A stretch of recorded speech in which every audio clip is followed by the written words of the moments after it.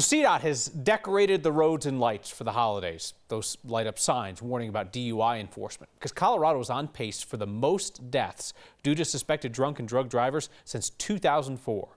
We've lost 221 people in those crashes so far this year. Safety improvements on the roads can help prevent some of those crashes, but the work is slow in happening. Our Marshall Zellinger explains why.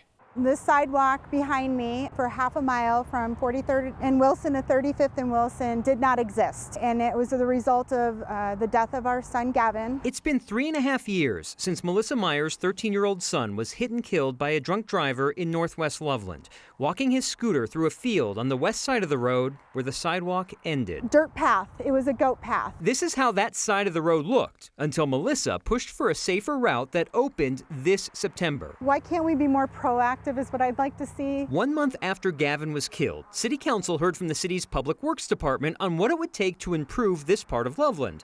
Option A was temporary, a paved path, termed a throwaway. Option B, also temporary, concrete that's not quite up to city standards, also termed a throwaway. They were called throwaways because if the city temporarily improved the area, City Council would lose the opportunity for a future developer to repay the city to build a permanent sidewalk. They didn't want to put some of those scarce resources towards something that was literally just going to be torn out. Mark Jackson is the Public Works Director who helped secure CDOT grant money to pay for part of Option C, a standard concrete sidewalk with landscaping and lighting, and eligible for partial reimbursement from a future developer for the city doing part of their work. I would love to sit and tell you that we could go in and proactively fill every gap that we have, but there's just not the resources available for it. Improving infrastructure takes money, whether it's a sidewalk in Loveland or a Denver intersection known for crashes, which is why these new traffic signals just went up at 5th and Lincoln and 5th and Broadway.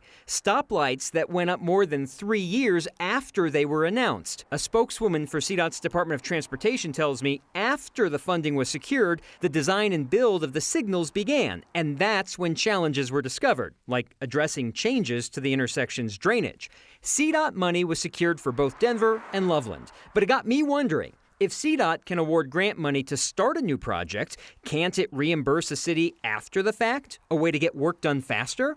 The simple answer from CDOT, if a city has the budget to already do a project, it can do the project. Grants are to help a city's limited dollars stretch over more projects. I'd like to see a workflow and a process in place that helps all parties involved and make sure that change doesn't occur out of a tragedy. For Next, I'm Marshall Zellinger.